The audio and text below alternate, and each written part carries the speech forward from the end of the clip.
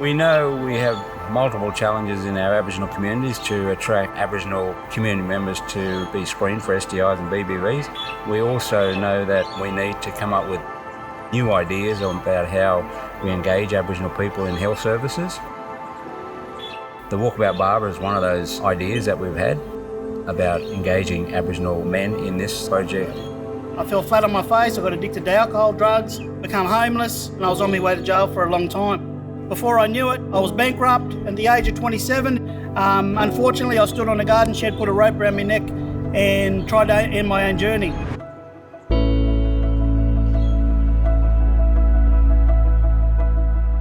My name's Brian Dowd, I'm the Walkabout Barber, and I travel around cutting hair and having healthy conversations and hopefully helping others to help themselves. If we make the wrong choices in life, that's the path we go down. And if I survived for a reason, okay? And if I can be their voice now, I'm going to come out and tell other people to look after themselves the way that they need to. Today we're implementing a project called Sexual Health Enhanced Walkabout, and we're here in Kempsey. What we're trying to do is to engage young men with sexual health. What we want to do is normalise conversations around sexual health. It shouldn't be something that's outside everyday life. It should be something that's integrated in a holistic way into life. It's all about helping people, people helping people, and that's the main thing, I think a lot of good men are no longer on this planet because they didn't speak and didn't tell people how they feel. And what we're trying to do with the barber chair now is open up a space where when we put that cape on, men feel invisible and they speak from a different place, they speak from the spirit, they open up from the heart, and then they open their minds up for information to come through. And we call it the magical chair because you got 30 minutes to have a talk about who you are, where you come from, what you do. He's just a really inspirational guy. He's been through a lot, and I can relate to a lot of the things that he was saying.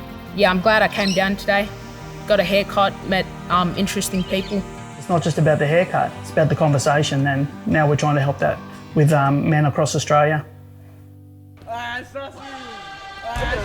As a brand, Durex is really looking at how can we help close the healthcare gap between Aboriginal and non-Indigenous people in Australia.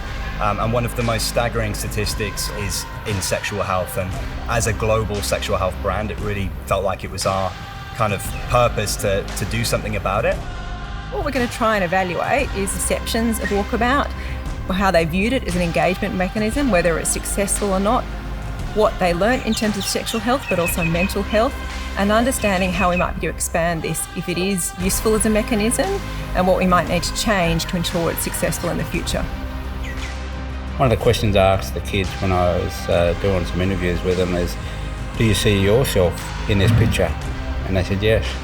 Do you see your friends in this position? And they said yes. Especially around mental health issues. We see our cousins, our friends, our mates, ourselves in this picture. Obviously that bringing programs like this has that ripple effect, not only in sexual health, but across the whole course of someone's life around holistic view on Aboriginal life of an Aboriginal man.